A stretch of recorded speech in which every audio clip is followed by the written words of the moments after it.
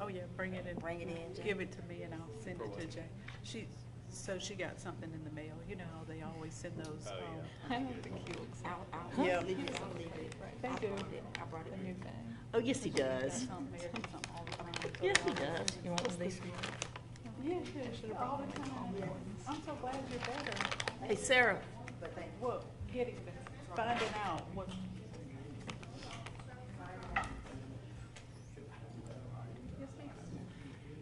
I was just going to tell you that I spoke with him earlier and I'm going to help him tomorrow a little bit, kind of smooth the process out, so maybe he's a little bit calmed down. Okay.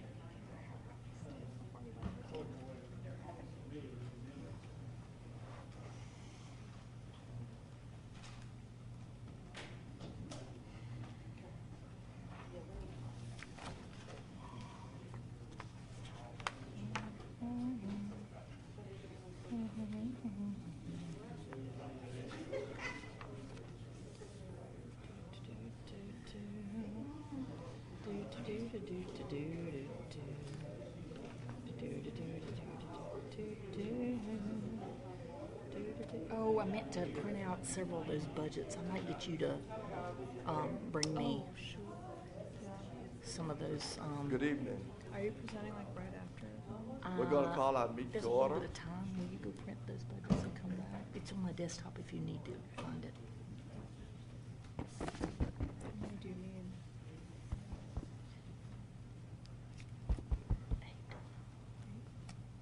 Oh, right. Actually, I'm gonna go check for it and then I can.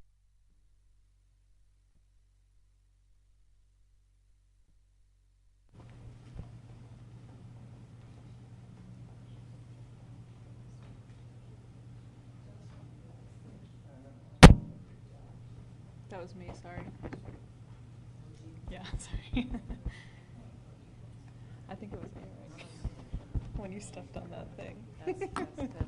Test. No, I'm just-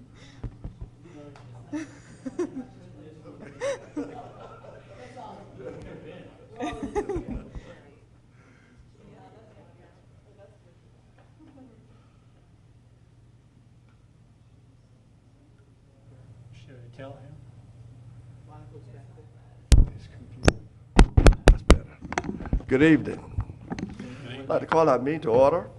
I would ask, please, if you have cell phones, to please turn them down or turn them off at this time. I'd like to welcome you to our council meeting tonight. I would ask Wood if you would please stand and have pledge of allegiance by Councilmember Blanton and prayer by Councilmember Malinowski. I pledge allegiance to the flag of the United States of America and to the republic for which it stands, one nation, under God, indivisible, with liberty and justice for all.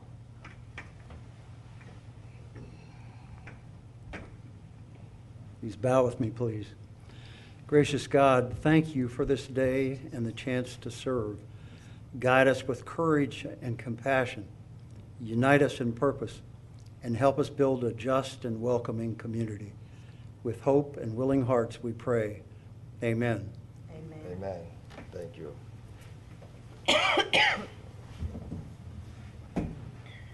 Well, our council members are present tonight. On our consent agenda, we have minutes from our June 30th call meeting, and I hope you all have had a chance to read your August 1st work session. We'll add that to our consent agenda.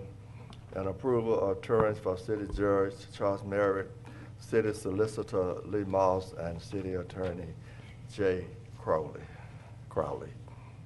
We get a motion and a second to approve those minutes. So Consent moved. agenda. Second. Are there any more discussion? All in favor, show of hands. Opposers, none, vote unanimously. Thank you. Zoning hearing, public hearing, variance, Nicholas Ellis, 802 Baker Street, M10021, Jill. Good evening. Good evening. So the first two zoning items are two different variances, but they're on the same property. They're from the same property owner. So I was going to give the presentation, the staff reports in the same presentation. I'm happy to review any more questions or topics you might have after the fact.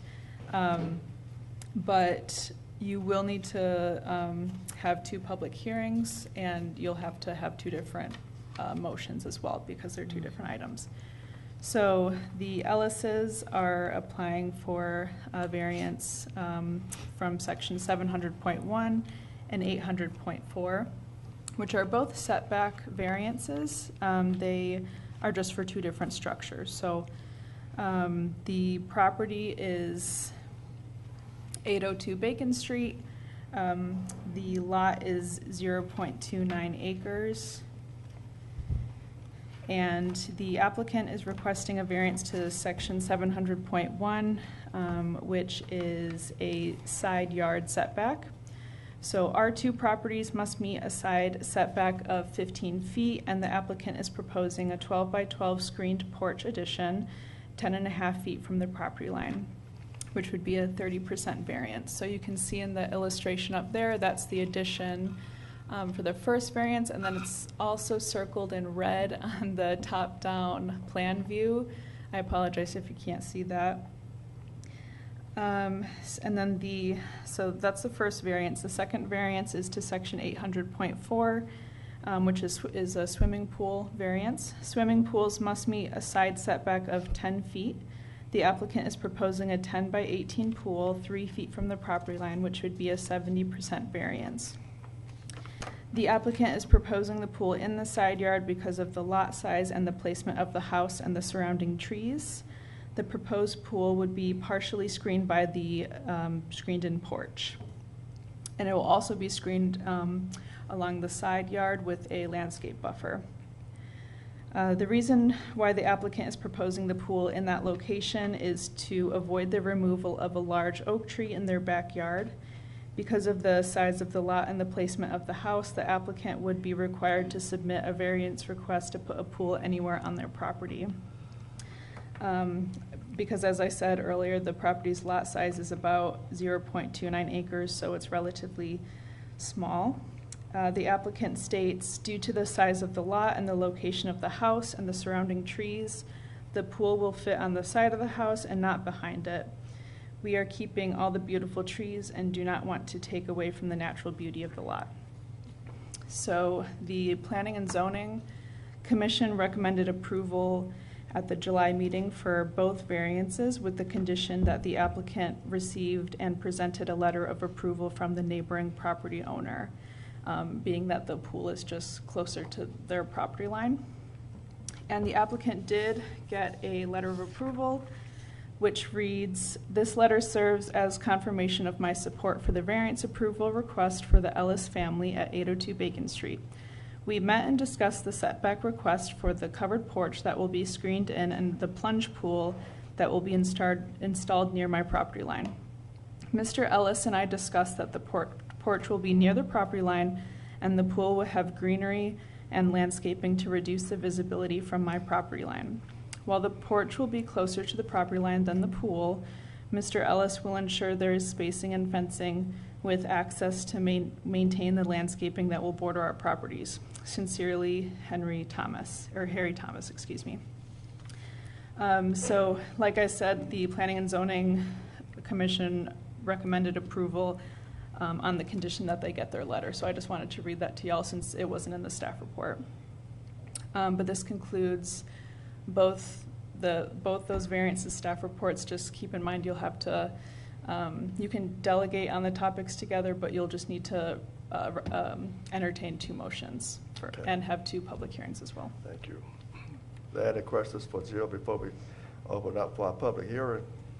Yeah, I've got a question, Mayor, if I could. Mm-hmm. Is this, I think this is the first time we've seen in your report the checks and the X's. Yes. So I'm kind of assuming if I see a green check, it kind of meets that criteria. It meets that standard, and yes. And the red X means it doesn't necessarily meet short. that standard, yep. Did you just, I don't believe we have a copy of the neighbor's letter. Did Yeah. you just read that the building would be closer, the porch would be closer to the property line than the pool? I might have, but it's the pool is, Could you repeat that part of it? yeah, you're correct. Mr. Ellis and I discussed that the porch will be near the property line and the pool, wait, hold on.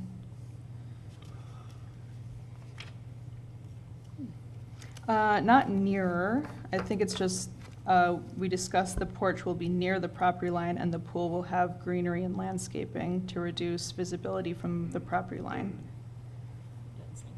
Yeah, it's not nearer. And I have 3 copies. I'm happy to bring them up to you and y'all can read it. Okay, so Just- because it sounded like you were saying that the porch is closer to the property line than the pool, and I don't believe that's No, what the yeah, that's not the, application showed. yeah, that's not the Right, okay. case. So the porch will screen the pool, but I think the pool technically goes a little bit further than the porch. And I might be incorrect. I know the applicant is here this evening and she might be able to answer your question.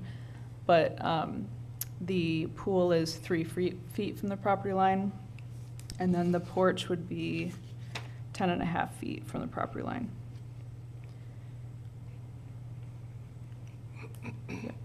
There are no more comments. Our public hearing is now open for anyone here to speak for the variance. For the first variance, For the correct? Okay, first- thank you. A. Which one are we discussing first, sorry? Hey. It'll be the porch Okay. addition, that variance. Hey, my name's Jeff Schuman. I'm the pool contractor. You are correct. The pool will be closer to the property line than the porch will be. Initially, I'm not quite sure where the 3 feet came from, but it's to the water's edge. It's going to be more like 5 feet from the property line, which will allow us to screen the entire side of the pool with landscaping to essentially disappear it from the neighboring lot or the street. So it'll be completely enclosed by the porch and landscaping screen. The reason we have to push it even that close to the property line is the Ellises have to have a way to walk around the pool, put lounge chairs beside the pool. And if we push it closer to the house, that's gonna make it really difficult for them to get around. So we've kind of tried to maximize the limited space we have and stay as far away from the property line as we can while allowing enough room to kind of create that landscaping screen that we need. If I may ask a question? Sure. You said from the water's edge to the border or to the fence or to the land line, it's 5 feet. For the water to From the property edge. Yes, ma'am.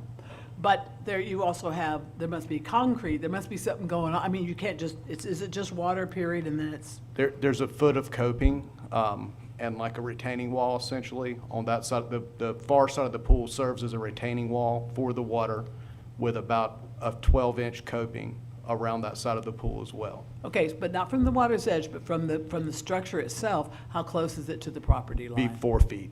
Okay. So, Jill, how did we come up with 3 feet? That's just what I had in the application. And that's fine, I'm just yeah. trying to understand where the, but we're still looking at 4 feet. Yes, ma'am. Okay. Thank you. And the drawing is conceptual in nature, so we did leave some wiggle room to, make the pool more narrow if we needed to, by your guys' standards. So if we needed to decrease the pool size by a foot or so to make it more palatable for you guys, then we left that option open. But the way that we have it, the concept now is 4 feet if you take coping and the retaining wall into account from the far side of that pool to the property line. Okay. Anyone else here to speak for the variance? Hi, good evening. I'm Tasia Ellis. I'm Nick Ellis's wife. If I could possibly pull up the aerial view, which was a part of the conversation in planning and zoning, if you can hear me. It might, it may have been another one that I had seen. Yeah. Yes, This one? that Okay. one, thank you. So directly behind us on this side is Jasper Street and our side is Bacon. Next to us, where we want to build the pool, that is all one lot, okay? So you can see grid patterns that with the original development, they were about 1/3 of an acre. And that original homeowner chose not to split that up. And at the time when our home was built, 1/3 of an acre, it was permitted that you could build a home. However, now, we are grandfathered in, but however, now, there cannot be another dwelling next to us where we're trying to put the pool. And that was a part of the conversation that we had with planning and zoning, because now it's 1/2 of an acre. And that did come into play in consideration. It also came into play in consideration with the property owner when we had our conversation. So there just can't be another single-family home next to us. So we would not be infringing upon another home potentially. But we still did actually secure the letter, and I have the original here with me this evening. Just wanted to share that. Thank you so much. Thank you. Anyone else here to speak for? Anyone here to speak against the variance? If not, the public hearing is closed. Are there any more questions or concerns?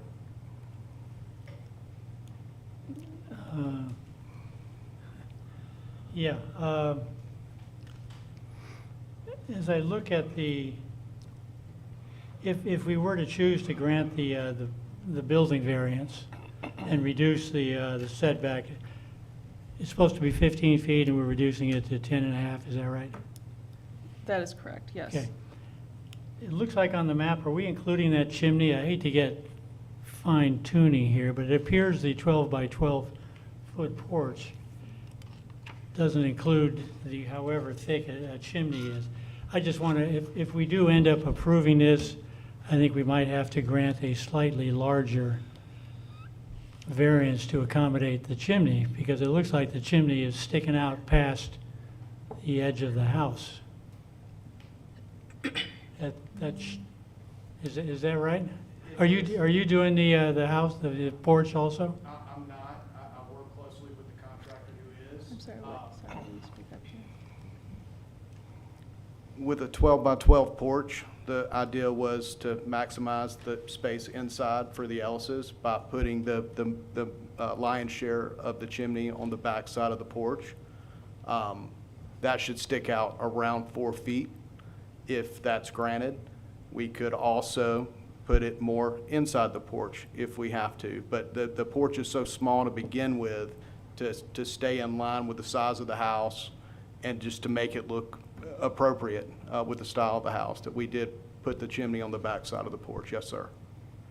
But I think my point is that if we grant the variance as requested, it doesn't leave any room for your chimney if your porch stays at 12 by 12. Okay. Yes, sir, you're correct. We were kind of including the chimney in that, yeah. Oh, the 12, okay, so the diagram that shows the actual porch 12 by 12, that includes the chimney? Yes, sir. Okay, good. So to clarify what Eric's is saying, if I may, you're saying that from the chimney that juts out 4 feet, it's 10.5 feet to the property line? Yes, ma'am.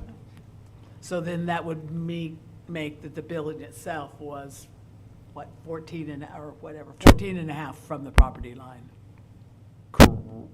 I'm sorry, can you If the repeat that? chimney juts out 4 feet Right, from the porch, okay, yes, ma'am. toward the property line, and the variance we're looking for, or what's being asked for, is 10.5 feet. You're saying that it's 10.5 feet from the end of the chimney that is jutting out, and then you would add additional 4 feet to make it 14.5 feet from the actual side of the porch to the property line. That's correct, yes, ma'am. Okay. Thank you. Yes, ma'am. I have a question. I'm assuming you've done a lot of these installations. Pool installations, Yes. yes, sir, a fair number. Is this a typical installation? It seems like it's a narrowed or somehow compacted installation. No, sir, it's fairly typical. I mean, especially in, the city of Madison where some of the lots are small and tight. So nothing too extraordinary about it. There's space for a pool, assuming we get granted the variance.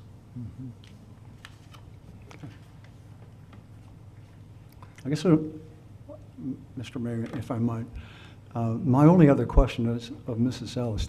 My assumption is, I think you said that you had been in the property for like 3 years, 2 No, years? no, sir. We are the third family in 9 years to live in the home, and we're trying to put a mark on it so we can keep our roots here. Mhm. So we are the third family. So how long have you been in? 1 year. 1 Just a year, year. July Okay. last year. Had you planned to put a pool in when you purchased the home? You know, to be honest, we knew that we loved Madison. We didn't know how deeply we were going to love just to be truthful, we're former history teachers. We're still in education now, and we have just fallen in love with it. Our daughter has fallen in love with the school. And so we would like to put a little bit of a mark on it. We bought the house because we fell in love with the house, and now we want to stay there a lot longer.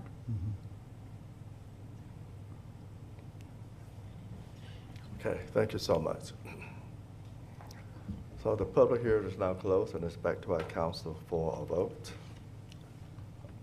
On A? I've got a comment if I could, Mayor. Sure. A lot of you in the council have heard me many times on these very difficult variances talk about the criteria we're supposed to use, the standards. And here we're faced with another situation. I don't like being the bad guy. I don't like being the one saying no to my neighbors and my constituents.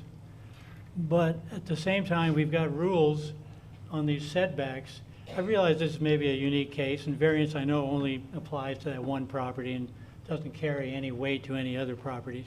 But at some point, we on the council have to really, I think, decide, are some of these setbacks, are they legitimate? Because we keep bending the rules all the time. And, you know, we're just humans up here. We don't want to say no to our people, but yet at the same time, we have standards that apply to everybody else. So I'm inclined to say yes, because I'm getting tired of being the one saying no because they don't meet the standards. But we need to figure out ourselves whether do we need to meet the majority of the standards or not. I mean, it's a philosophical question for all of us to think about. You know, we're not talking right now about the pool setback, but the 10-foot pool setback. Is that because that's going to minimize noise to the neighbors? Is there more noise at 10 feet away than there would be at 12 feet away? I mean,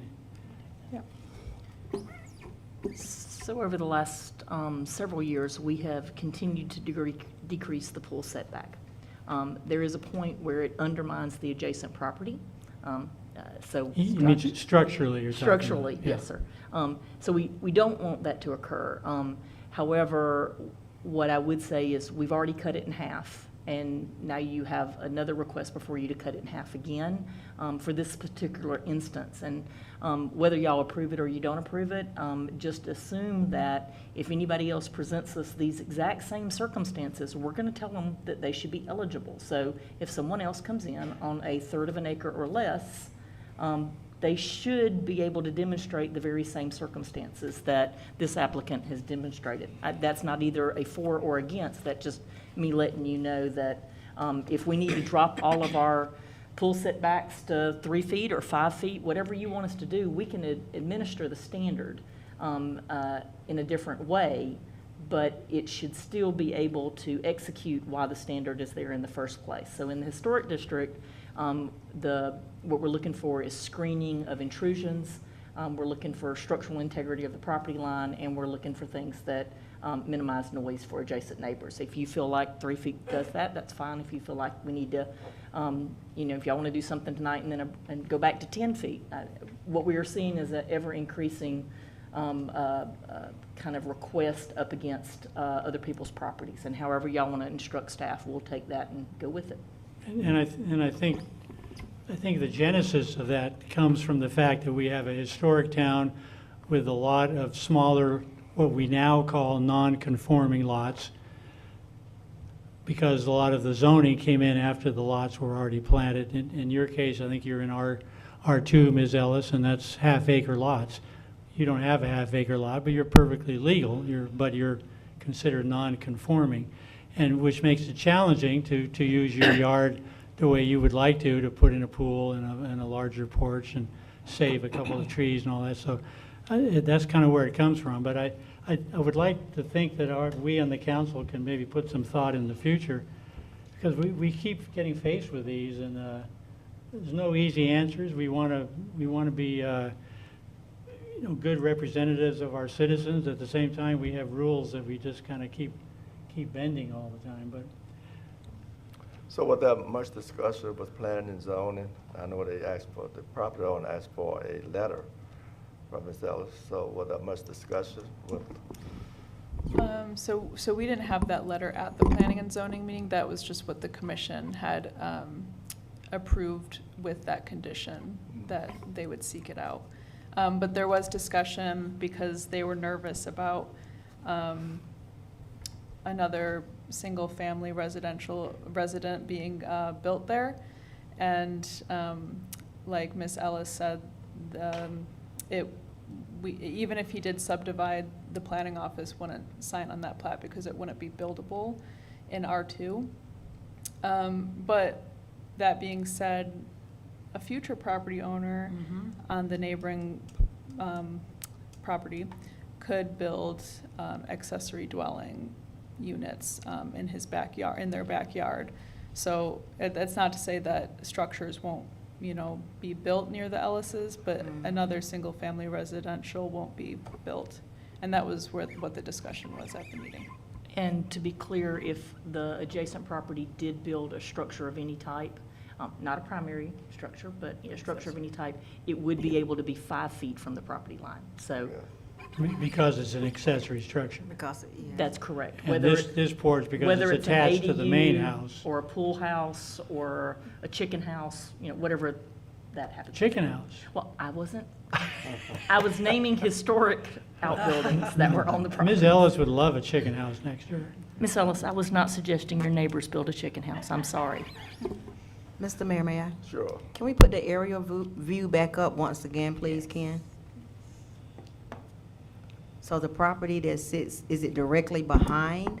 Directly under, so that, I'm sorry, the it's hard. bottom, Carrie. Is there a laser? I wanted to make sure that, Yeah, okay. so the primary, the primary house is all the way to the Right there, left. yes. Yeah, and then the backyard is all, I believe, empty as of now, but they could extend with secondary or accessory dwellings. Okay, understood.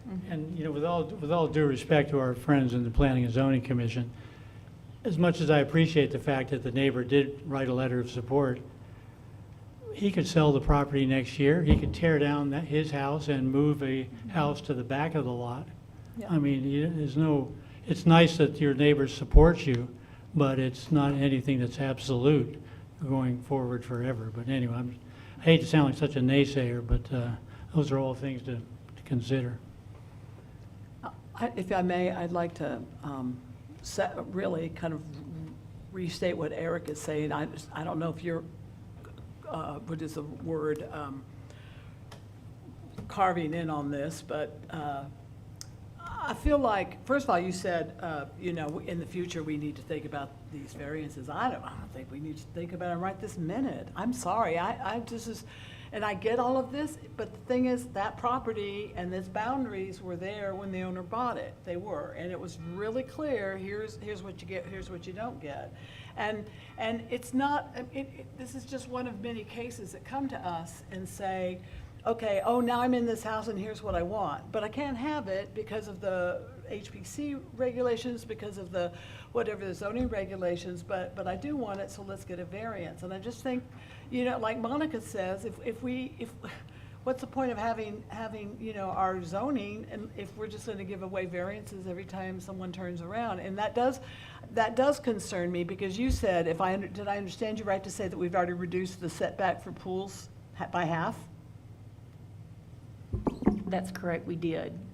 However, y'all can decide whatever the standard is gonna be. Right. No, I get that, but it's like, it's sort of like we kind of keep pushing at it till there's none, till there's not any boundaries, not any setbacks, not anything. I wonder, and I hear you talk about what the setback is for a pool at 10 feet. I also wonder if is there safety involved in that? I mean, how is a pool any less safe because it's 3 feet or 3 feet up against a fence as opposed to 10 feet away, you know?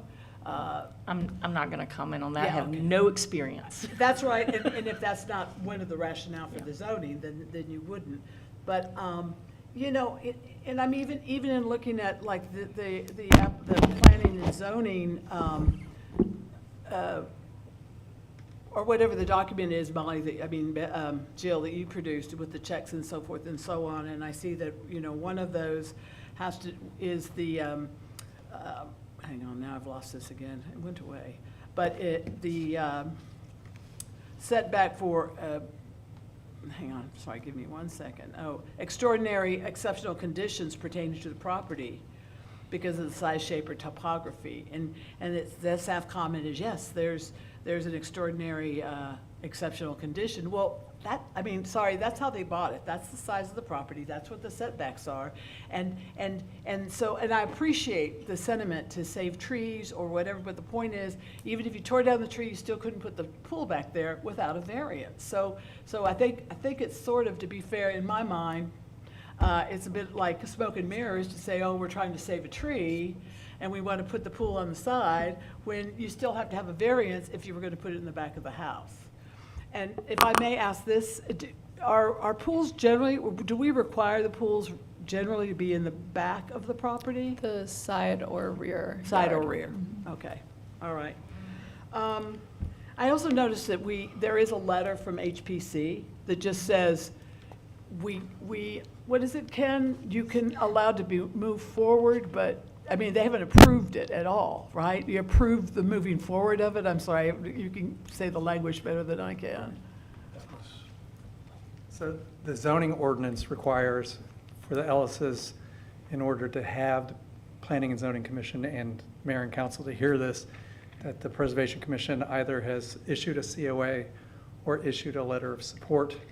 And so the HPC did not, they did issue a letter supporting it moving forward, but they did not place an opinion onto whether it should or should not be granted. Excellent. Thank you for that. I appreciate that. Okay. And I just want to say one thing, and again, we're really talking about the pool house at this point, or the porch, which is a 30% variance, which still is of concern. So, thank you. I have one comment, Mr. Mayor. Sure. I know we're talking about the variance and the pool and the tree and all of that, but if we're not going to allow the constituents to use a variance, why is it even in our ordinance in the first place? It's a question. If we don't want them to come before council or go before HPC or go before zoning, should we just have text amendments only? They're in the ordinance. I didn't write it, but they're there. So, I mean, we need to look at these things both ways. We're saying she bought the house and blah, blah, blah, blah, blah, and I understand all of that. But also, in our ordinance, is a variance. Am I right? So the variances are intended to give relief from a hardship that is unique to that specific property.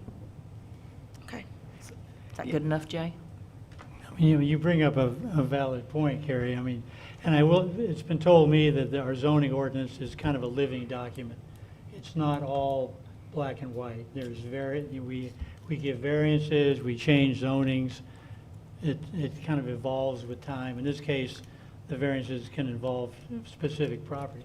And I will say there is no legal, weight to any other properties, because this is unique to this one That property property. because of all the various things that Right. make that property unique, whether it's the size of the lot or the location of trees, whatever. So you bring up a good point, and hence the Right. quandary we find ourselves in every time we get a darn variance up here. That's exactly right. If it was a text amendment, I probably would be saying exactly what you and Betsy are saying. But it's a variance. She's talking about her property. And the property owner could move, they could move tomorrow. But right now, we're voting on what she's asking for now. And the property owner next door said that they approve of it. That's all I need to know. Well, if I may, and I totally get your point, I appreciate you raising that, because that makes really good sense. I will say, as Monica pointed out, And again, so even when we're looking for the standards for review on the variances, there's 8 standards. And I think that really kind of tells us, the standards help us understand when a variance is acceptable and when it may not be. And in this case, the standard 7 doesn't apply to the situations, which gives us, there's 8 standards total. Standard 7 doesn't apply to the situation, which gives us 7 standards to look at here. And this only meets 3 of the 7. So this application is even in the minority for meeting standards. And I would debate even whether the first standard, being an extraordinary exceptional condition, was really applicable in this case, personally, because that's what you bought. You're entitled to your opinion, I'm listening to you. Yeah, I got you, and I appreciate you, thanks. Mr. Mayor, and to Betsy's point on that, and that's been, and to Eric's point earlier, every time we come up with a situation like this, it gets brought up. Doesn't meet all of them, some of them, any of them, and Right. Frank Sure. Jenkins, I've been to numerous trainings, and I've never heard him say definitively it has to meet all, or some, or one. I mean, it's. sort Frank of has leaves us some- recommended on more than one occasion that we change the wording to say or, and that the council decide what the number of standards it needs to meet. However, every time we've looked at adjusting that, we have a claim that we're changing the law. So we haven't pushed that forward in terms of changing that yet. But Frank has consistently asked that we look at that, making, in this instance, an or in the variance section, and in the other section, the standards are ands. Makes sense. Wow. Okay, so it's back to our council for a vote to approve or disapprove. We get a motion and a second to move forward on public hearing A. I make a motion that we approve the variance for Nicholas Ellis at 802 Bacon Street, M10021A. Second? Are there any more discussion? All in favor, show of hands. Okay, looks like we have 3, okay, 3, 4. 4. Anyone against? 3, 4, and 2 against. Motion approved. Thank you so much. Public hearing, this is B, public hearing variance Nicholas Ellis, 802 Baker Street, M10021A. Jill. Mr. Mayor, we're going to remind you that you just need to open the public hearing again. Don't have to do it no more. Public hearing is over for anyone want to speak for? I think we pretty much heard it. Anyone here want to speak against? If not, this public hearing is closed. It's back to the council for a vote. Mr. Mayor, I'd like to make a motion that we approve the variance for Nicholas Ellis at 802 Bacon Street, M10021A. Second? Are there any more discussion? All in favor, show of hands. 3 opposes, 2 opposed. 3, 4, 2 against. Motion approved. Thank you so much, Councilman. Mayor Pro Tem. Public hearing, conditional use, William Boone, 1512 Eatonton Road, 037E, 010. Jill?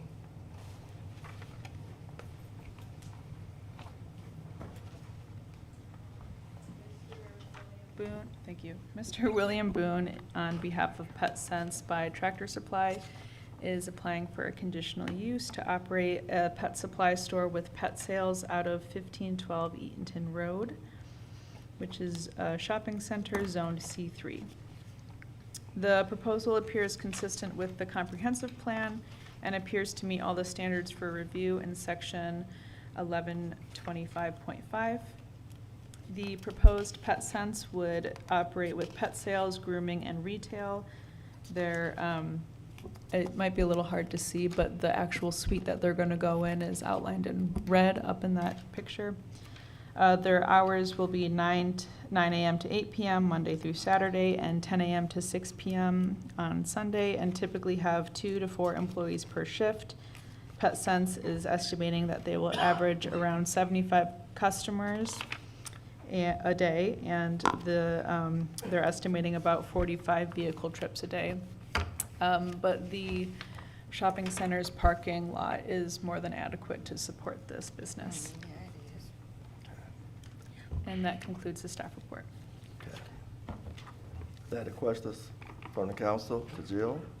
Just one, Mayor. Am I actually seeing 10 green check marks in this report? You're seeing 10 green check marks. Thank you to you and the applicant.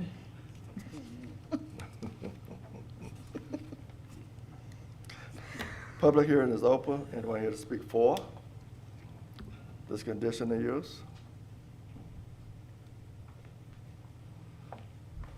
Jackson Motley, I work with the architect. Okay. Here's a question. You're the architect? I work for the architect. You work, okay. Any questions for Jack? Is there a statement you'd like to make, any comments you'd like to make about this? Oh, no, it's just for conditional use for cats, and the cats are usually obtained from the Humane Society. They spend the night, the dogs do not spend the night. They're just there for temporary grooming. So you won't be doing, there's no boarding involved in this? No, the dog, yeah. The cats live there, but the dogs do. Are you going to get your cats from the Morgan County Humane Society? I am unsure where, I just know it's from the Humane Society. And they're for adoption, not, Okay. Now I'm poking at you. Okay. a little bit, that's all. But I encourage you to get your pet cats from our Humane Society. Thank you, sir. thank you. Anyone here to speak against? Not, this public hearing is closed. Back to the council for a vote on this conditional use. Mayor, I would move to approve the conditional use for a pet supply store with pet sales for 037E010 based on the application, public hearing, and discussion. Second. There any more discussion? All in favor, show of hands. Opposes, no, none, vote unanimously. Thank you so much. Legal matter, we're going to ask Karen to come up and let's talk about millage rate for the city of Manchester. Karen? Okay, I have passed out a sheet listing the city's 3 taxing districts with a proposed rollback rate for each one. The sheet also lists examples of tax amounts by property value. These amounts in the examples do not include either the downtown or corridor taxing district. It is just the overall Madison taxing district number 2 when it comes to the values in the examples. So the Madison taxing district 2 proposed rollback rate is 5.279. The downtown district 32 proposed rollback rate is 0.968, and the corridor district 92 proposed rollback rate is 1.069. And if anybody has any questions, I'll be happy to try to answer them. Okay. No questions, Karen? Forgive me, I should know this, but do the extra taxes for the downtown and the corridor district, that only applies to businesses, is that correct? Or does it apply to residences within those districts? Does it apply to the apartments or the above the? It doesn't apply to owner-occupied dwellings. Okay, thank you. Thanks, Karen. Public hearing, millage rate for city of Madison District 2. Anyone here to speak for or against? Public hearing is closed. It's back to the council for a vote. Legal matters A. Mr. Mayor, I move we adopt the rollback millage rate of 5.279 for Madison District 2. Second. Are there any more discussion? All in favor, show of hands. Opposes, none, vote unanimously. Thank you. Public hearing, millage rate for downtown special tax district 32. Anyone here to speak for Or against? Public hearing is closed. It's back to our council for a vote. Mr. Mayor, I make a motion that we approve downtown District 32 rollback millage rate of 0.968. Second. Are there any more discussion? All in favor, show of hands. Opposers, none, vote unanimously. Public hearing, millage rate for Corridor Special Tax District 92. Public hearing is open. Anyone here to speak for or against? Public hearing is closed. Back to the council for a vote. Mayor, I would move to accept the rollback millage rate for Corridor District 92 of 1.069. Second. Are there any more discussion? All in favor, show of hands. Opposers, none, vote unanimously. Adoption of millage rate for the City of Madison District 2. Mr. Mayor, I think we just We did just D through F Yeah, we did it all the way down. as well. Okay. So it's in- okay. And Mr. Mayor, for as far as items G and H under legal matters, I would ask those to be tabled to the September meeting. There's a consistency issue that we need to talk about in the next work session. G and H? G and H. Okay, we Yes, could sir. get a motion and a second then to table this until our next meeting. So moved. Second. Are there any more discussion? All in favor, show of hands. Opposers, none, vote unanimously. Thank you.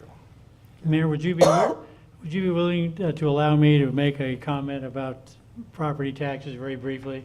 I do this every single time this comes up in a public meeting.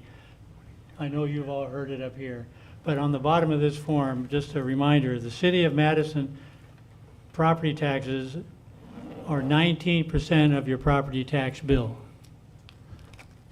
Morgan County represents 34% of that property tax bill, and the Board of Education represents 47%. And I found a lot of misconceptions among people. When you're talking about property tax, what we do here in the City of Madison and what we do on this council and what we just did represents 19% of your bill. Nobody likes paying taxes. I suggest you go to the Board of Education first, and go to the county second, and then come on back and I'll be glad to talk to you. Thank you, Mayor. Thank you, sir. Well noted. Appreciate that. Unfinished business, Police Department surplus item, Chief McAvaney.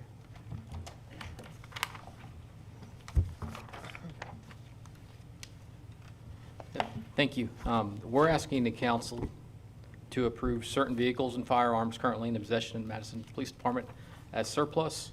In Exhibit A of your packets, it details the firearms we'd like to declare as surplus. The firearms listed in your packet fall into two categories. They're either department-owned weapons and then firearms that a Superior Court judge has ordered into the lawful possession of the Madison Police Department. State law provides that firearms ordered into possession of the police department that are safe and legal to sell may only be disposed through the sale or trade to a federally licensed firearms dealer. Any firearms that are deemed unsafe or illegal, such as defaced serial numbers or functionally unsafe, they must be destroyed or transferred to the GBI's Forensic Service Lab. For their training or experimental use, the GBI doesn't accept those firearms, so unsafe weapons or those without serial numbers filed off had to be destroyed. We do that at the city shop with a chop saw, cut them into 1 million pieces, and then dispose of them, metal and recycling, plastic accordingly. We've obtained multiple quotes from licensed dealers and selected the highest responsive offer. The 26 department-owned firearms would provide us about $5,435 in trade-in credit, while the 86 court-awarded firearms will provide us about $7,400 in trade-in credit. Together, it's $12,835, and that would be used to offset the cost of updated firearms that the council graciously approved in this year's budget. That would lower it substantially. In Exhibit B of your packets, it details the vehicles that we'd like to have declared as surplus. For the vehicles, we're requesting 5 old patrol cars be declared surplus. 2 of the vehicles listed were forfeited under 90-day orders, and 2 were drug seizures. Of the 5 patrol vehicles, they've all reached the end of their useful service life for law enforcement purposes. The 2 forfeited vehicles and the 2 drug seizures were ordered into the possession of the Madison Police Department by a Superior Court judge. All the vehicles will be disposed of through the city's approved surplus process, which is public auction, I believe, through govdeals.com. Is that correct, Karen? To ensure the highest return for the city. So I'm happy to entertain any questions. You know, Chief, I was kind of surprised at how long this list is of weapons. Over what period of time did it take to accumulate this rather alarming list of weapons? Of the, not counting the department owned, but of the 86 that are either, or excuse me, of the ones that are listed as either forfeited or drug seizures, 52 of those predate 2016. Okay, So they go back over a decade. All right. They've just been accumulating in our evidence room, and we need to, That's modestly reassuring. yes. I was hoping it wasn't this year.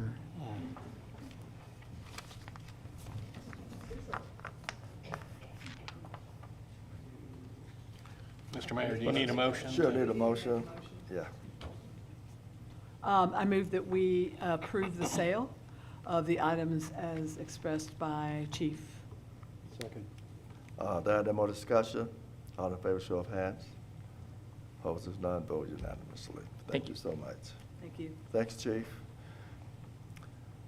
Request for salary increase, City Solicitor, Councilmember Joyce.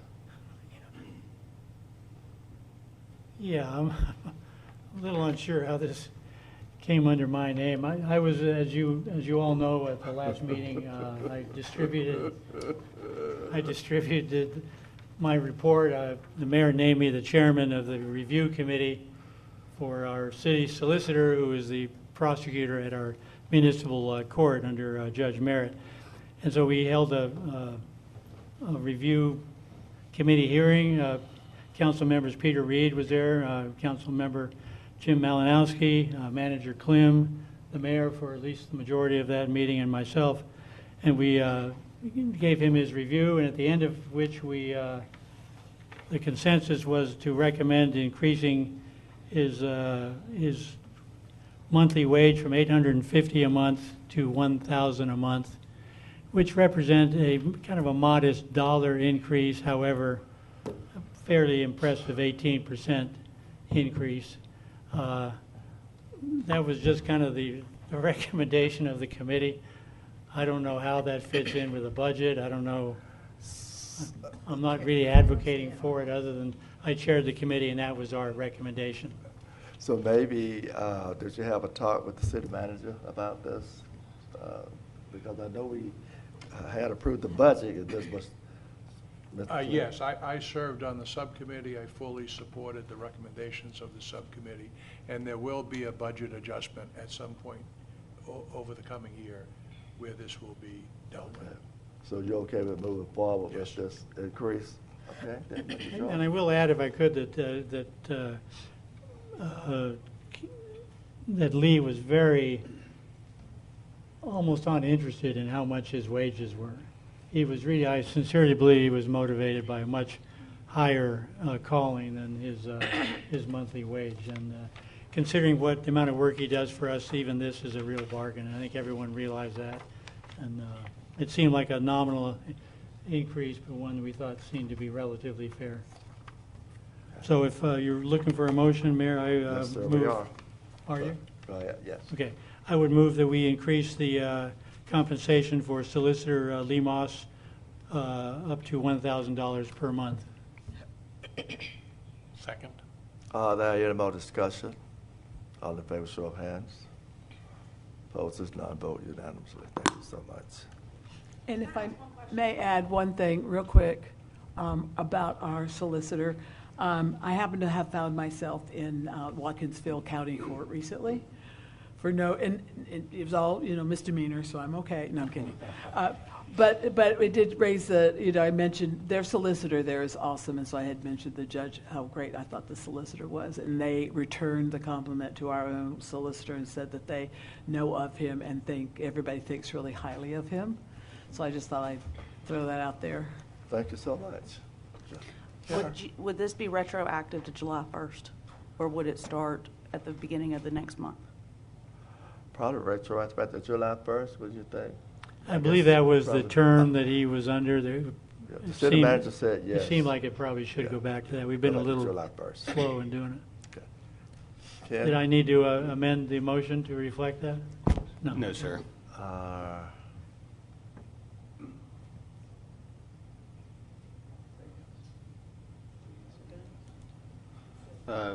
Mr. Mayor, I think we have one thing under new business.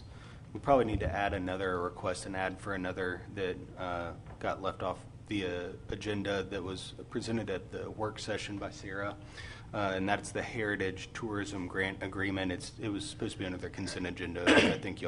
I believe y'all instructed it to be, but it got left off the agenda, so we had asked that to be added as item B under new business, Heritage Tourism Grant Agreement. Okay. And I think Sarah is here to answer any questions you may have about that. Okay. And do we need to make a motion to I add it think to the agenda? We could make a motion to Yes. add to the I move that we add the Heritage, what is it? Heritage Tourism Grant Agreement. Yes. So moved. There any more discussion? All in favor, show of hands. Opposed, if none, vote unanimously. Now we need a motion to approve the Heritage Tourism Grant. I move that we approve the Heritage Tourism Grant. Second. Are there any more discussion? All in favor, show of hands. Opposed, if none, vote unanimously. Thank you so much. Now, Ken? Ken. So tonight you have 2 vacancies on the Public Arts Commission, and you have 2 applicants for that. So after your work session, because of that, you asked for this to be on tonight's agenda. The only in addition to approving these 2 individuals, if you so desire, when you do that, the terms, they are unexpired terms, and they have different service dates. So if you could assign one to one of them and then the other to the second person. What are the year terms? So there's one unexpired term that runs from July 2023 to the end of June 2026. Okay. The other is an expired term that runs from July 2024 to the end of June 2027. So one of them, if you appoint both of them, one would serve until next July, and the other would have 2 years. And of course, both of them would be eligible for reappointment at that time. Thank you, sir. I did have one question, Mayor. Sure. The second applicant, these are 2 really strong applications, by the way. Terry Reeves, she lives in the county and not in the city. I know we have a number of exceptions to.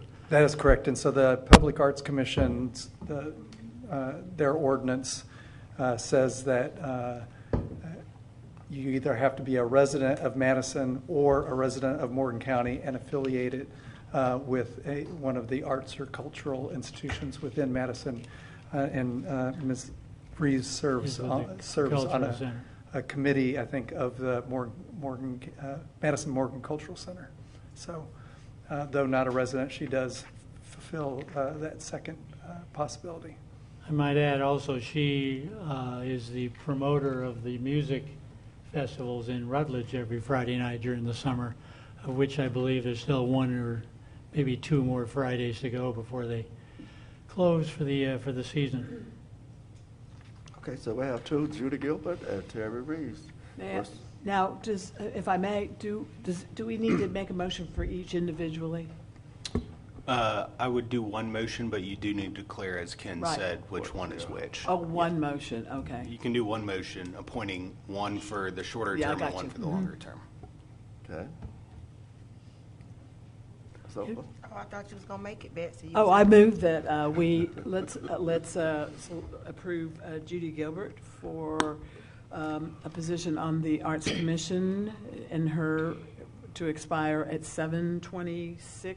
Is that what I'm looking at for the? Is that No. that's the shorter of the two, is it not? No, 7/27 is what I meant. Yeah, thank you. So 6/27. 6/27 for Judy Gilbert, and I move that we select Terry Reeves to serve the unexpired position that terminates in 6/26. I second the motion. Got more discussion? All in favor, show of hands. Opposed, none, vote unanimously. Thanks, Betsy. Thanks, Ken. Public comments? Anyone here for public comments tonight? Mayor, I'd like to make one. My name is Steve Whitcomb. I live on Old Post Road. I'd just like to thank the county commission, the city councilman and our city staff for what you guys do. I try and come as frequently as I can, and if it's real exciting, sometimes it's real exciting. Some days are funnier than other days, but it's all fun. But, we didn't get to be Madison without a lot of hard work over many decades. And it shows every time we stagger out after a meeting on the main street or come here on during the holidays. And so I appreciate it. Appreciate what you all do. You ain't getting rich being city council persons or Amen. working for the city of Madison. You're ordinary people that just come out because you've got something in addition to your heart. I can come and complain about this, that, and the other, but you all have to review it and solve it. So I'd like to say thank you. I'd like to say thanks to our city manager that oversees what happens every day. Every time there's a storm, I'm always marveled that there's a city maintenance guy or gal, mainly guys out there, while it's still raining, removing a tree or fixing something or running a blower down Main Street Saturday mornings before the tourists all flock in here. A lot of things happen, a lot of hard work behind the scenes, and I think a lot of citizens certainly appreciate what you all do, and thanks. Thank you so much, sir. Appreciate that. And if I may, real quick, like on the heels of that, thanks, is to thank our citizenry for showing up, because I think it's pretty unique to have the kind of support that we do from our city. And like it's both good and bad, not bad, but both positive and comments that help us be better through valid criticism. So we're lucky to be here, and you all make our job easier. Even the folks that have issues, we want to hear them, and we want to work toward making it better. Thank you. Thank you, Betsy. Mr. Chapman?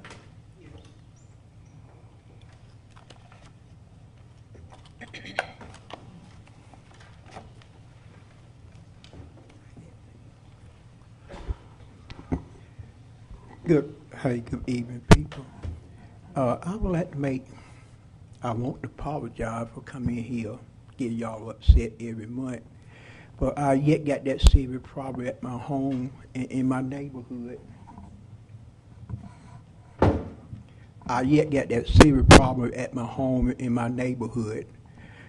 I live under the track, the railroad track. Most of y'all live on Main Street, where about you live at, you don't have no problem. But we got a problem where we live at, where I live at. We have people running up down the road in fast cars. We have people doing some things they ought not be doing. And no, y'all be around there to see it. Maybe if y'all would take a weekend to ride by our neighborhood to see what's going on.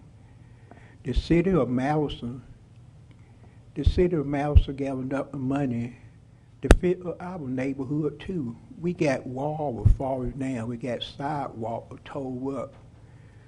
And all the work being done up on Main Street. And I know the reason why, because the tourists, and that's where the rich people live at. But the poor people in my neighborhood are the ones who built Madison. My mama and some of y'all mama, they took care of y'all kids and done these things. They picked cotton, and that's why Madison here, but the old people. And we not getting no service where I live at. All the service are being done up on Main Street. And I know I don't have a 5 more minutes. Hey, 5 minutes? Okay, you got it up to talk. Okay, I see. I would that some of y'all would come to the neighborhood sometime and see what's going on. The mayor live over in my neighborhood. He ride by problem that we got every day. Nothing seems to be deal about it. We got people ride up down the road all time or not.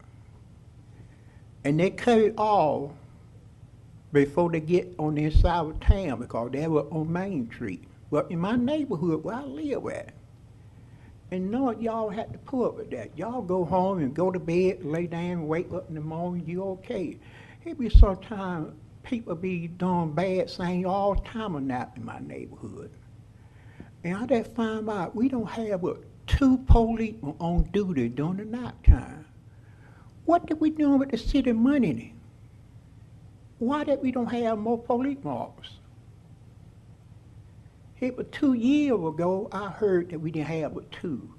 That was 2 years ago. We yet don't have but 2 policemen officers during the night time to take care of the whole city of Madison. What, that we don't have enough money? We're not paying enough taxes? I never do get a chance to do nothing but that make comment. And I wonder why that I don't get a chance to talk about the problem that I got. I want to get a chance to talk to y'all about the come up. Get a chance to talk when you have to open the comment. And none of y'all said nothing back to me. Well, you don't care, well, what? Why did I can't get on I met Gilbert? Who said what to comment?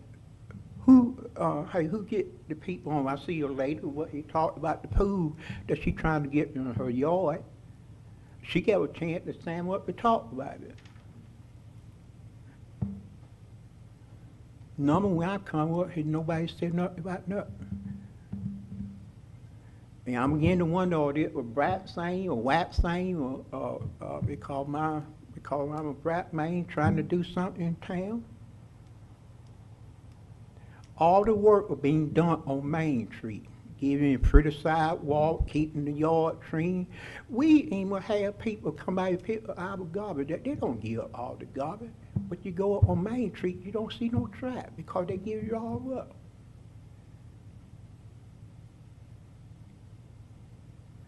I would keep on coming to that phrase, and sooner or later, I might get something did. I didn't bring none of my paperwork with me. And all y'all that I had met and talked to, I got tape what y'all said about what y'all gonna do and what you won't do. You gonna give a sidewalk and you go do that, you go get my water problem fixed. We go down the road here and you paying $300,000 in a big shop neighborhood to do work. And I've been talking about my problem for over 2 years, for over 10 years, and nothing had been done about it. I rate my time up, anybody? Okay. Thank you, sir. There are no more public comments. We could get a motion to go into executive session to discuss real estate. So moved. Second. Any more discussion? All in favor, show of hands. Opposed, none, vote unanimously.